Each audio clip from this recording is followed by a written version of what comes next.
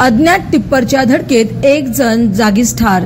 याविषयी सविस्तर वृत्त असे की हारून इब्राहिम कुरेशी वय 55 वर्ष हे आपल्या तळणी फाटा येथील दुकानावरून संध्याकाळी 6:30च्या सुमारास आपल्या दुचाकीवरून मंठा शहराकडे येत असताना गोविंदगंगा पेट्रोल पंपासमोर अज्ञात टिप्परने इब्राहिम कुरेशी यांना जोरदार धडक दिली।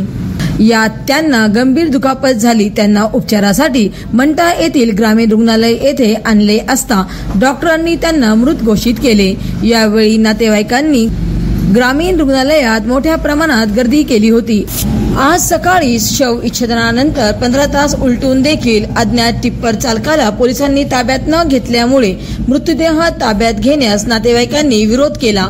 यावेळी उपविभागीय पोलीस अधिकारी दादाहरी चौरे, पोलीस निरीक्षक रवींद्र निकाजे यांनी ग्रामीण रुग्णालय ट्रॉमा केअर येथे भेट देऊन नातेवाईकांना मृतदेह ताब्यात घेण्यात विनंती केली। मात्र नातेवाईक टिप्पर चालकाला जोपर्यंत ताब्यात घेत नाही तोपर्यंत मृतदेह ताब्यात घेणार नसल्याची भूमिका घेतल्यामुळे ग्रामीण रुग्णालयात तणावाचे वातावरण निर्माण झाले होते। महाराष्ट्र वाईब न्यूज प्रतिनिधी गजानन माळकर, मंठा, जिल्हा जालना।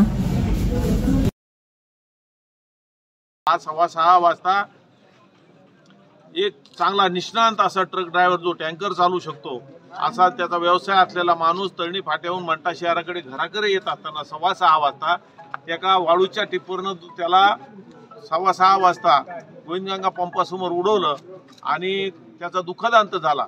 त्या गाडीचे काही पार्ट सुद्धा त्या जागेवर पडले। त्या घटनेला मी साक्षी आहे, कारण मला काही लोकांनी सांगितल्यामुळे तात्काळ फौजदारांना मी कल्पना दिली की जाऊन तात्काळ ताब्यात घ्या ती गाडी। परंतु ती गाडी मंठा शहरातून निघून गेली आहे। रात्री आज दुपारचे 12 वाजलेत, अजून सुद्धा पोलिसला ती गाडी ट्रेस होत नाही। SP साहेबांना आम्ही सगळ्यांनी मंठ्यातल्या प्रमुख माणसांनी विनंती केली, मंठा पोलीस स्टेशनला जाऊन विनंती केली की हे जे 2 नंबरचे धंदेवाले बिना नंबरच्या गाड्या चालवतात ह्या सगळ्या गाड्या ताब्यात घ्या। बिना नंबरची गाडी चालू देणं कायद्याचा गुन्हा आहे, त्याच्यामुळे ह्या गाड्या ताब्यात घ्यावा, त्याच्यातून काहीतरी निष्पन्न होईल। आणि गोरगरीब माणसाचे जे अंत चाललाय, रोज जे खून व्हायला लागले तर एका प्रकारचे, त्याला कुठेतरी आळा बसवण्यासाठी तात्काळ पोलिसनं सहकार्य करणं गरजेचं आहे। परंतु आम्ही 2 तासापासून पोलिसच्या दारात असून पोलीस ऐकायला तयार नाही। त्यांचं म्हणणं आहे अपघाताचं प्रकरण नाही, रोजच होत असतात, तर ही गंभीर असून बाप SP साहेबांना विनंती केल्यामुळे आम्ही अपेक्षा आहे की 2 तासात त्यांनी ती गाडी आणावी, नसता मंठ्यामध्ये लॉ अँड ऑर्डरचा प्रश्न निर्माण होऊ शकतो आणि याला सर्वस्वी पोलीस प्रशासन जबाबदार राहील। हे आम्हाला या प्रसंगी नमूद करावं असं वाटतं। तुम्हाला जे